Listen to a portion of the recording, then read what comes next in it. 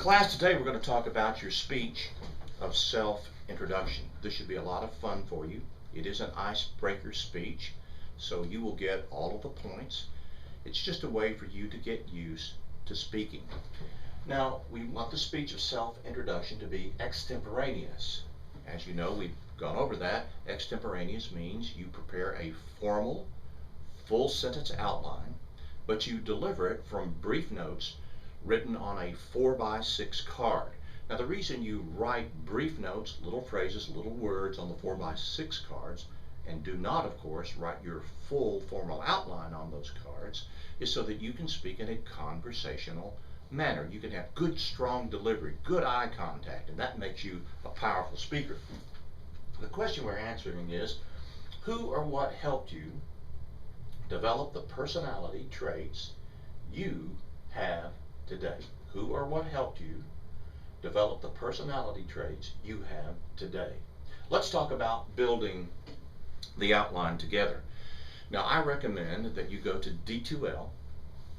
Under the category Outline, number 6 is Sample Marathon Outline.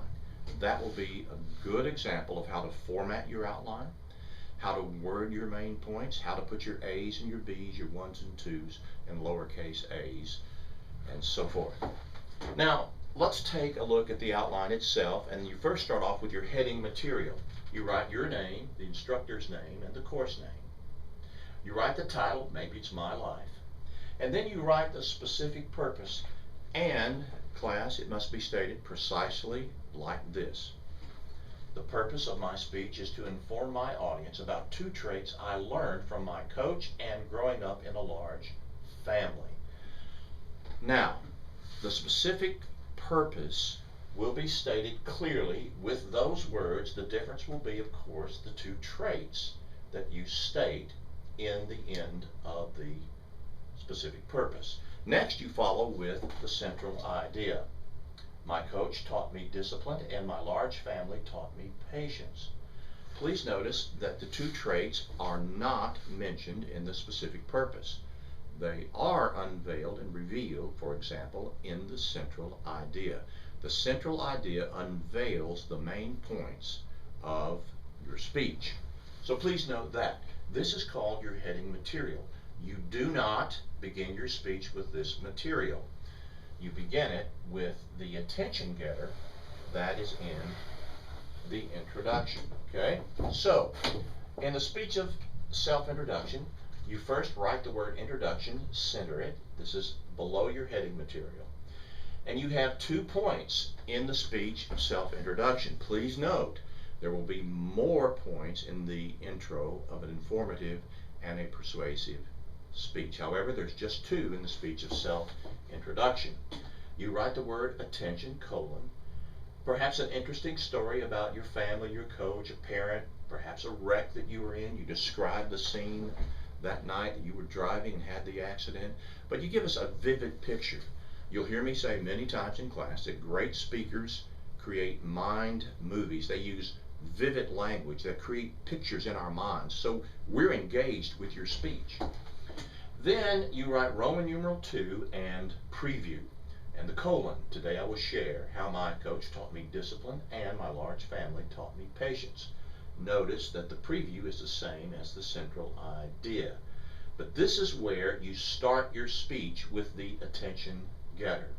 Now, that is the introduction and how to outline it. Remember, every outline has 3 outlines. Every preparation or formal outline has an introduction outline, a body outline, and a conclusion outline. The body is centered. The word body is centered. Your main points will include the trait and who or what helped you learn the trait. Now, here are some samples that you might use to state your main points. My hobby of golf helped me develop concentration. My father, mother, coach, etc. helped me develop in whatever trait they helped you develop. Experiencing my parents' divorce taught me this. The loss of a close friend taught me that.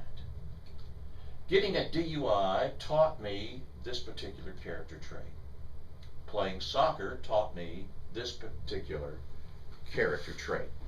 So you can see that you have the source and the trait clearly stated in the main point. Now, you may state it like that, but when you deliver your speech, you use your own creative narrative words and language to describe this particular trait and source. So you don't have to follow precisely what you've written on the outline. It's just a skeleton so you can flesh it out when you speak. We want you to use your own narrative and creative language when you speak, of course. Now, here's a sample of how we might outline the body of the speech.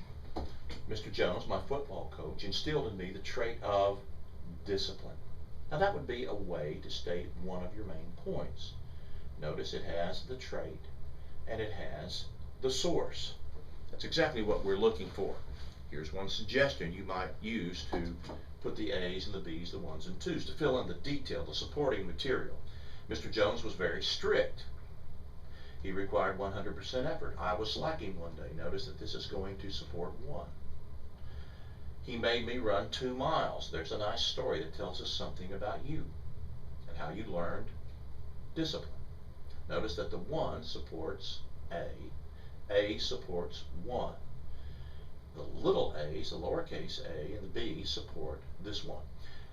Coach Jones demanded punctuality. We had to be at practice at 6 a.m. Then we go over here. One day I was late. Do 50 push-ups, he commanded. Down I went. It was in that experience that I learned self-discipline. From that, from Coach Jones, I learned to discipline my own life. I'm on time for classes. My homework comes first before video games. Even though my friends pressure me to go out and do things, I want to do my work and do it well. I'm maintaining a 3.0 grade point average. Now, then after you fill in the outline like this, you write the word transition in parentheses. Now that I've talked about discipline, let me share how I learned patience, and you close the parentheses there. And that concludes your first main point.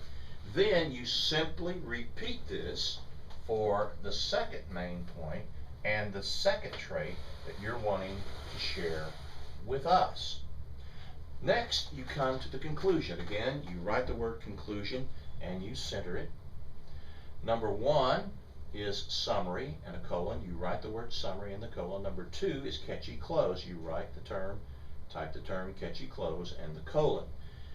Here in the summary, you just repeat that the 2 traits that you shared with us, and you signal that you're going to conclude the speech. In conclusion, I've talked today about how Coach Jones taught me discipline. I've also talked about how my family taught me patience. Being in a large family, we had to have lots of patience. Then you come up with a catchy close. Finish with a story. Class, a lot of times, if you'll start a story in the beginning of the speech in your attention getter, and then pull the rest of the story down into the conclusion, that's called a wraparound. People think you're very intelligent, very smart, well organized, and it just puts it like a bun in between all the meat that you have put in your outline.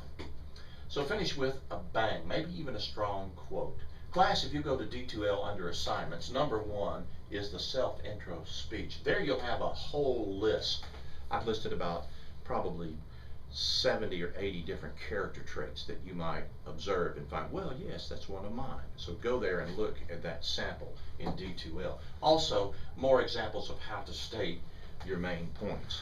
I'm looking forward to hearing your speech of self-introduction. I always like to find out who you are. You are special.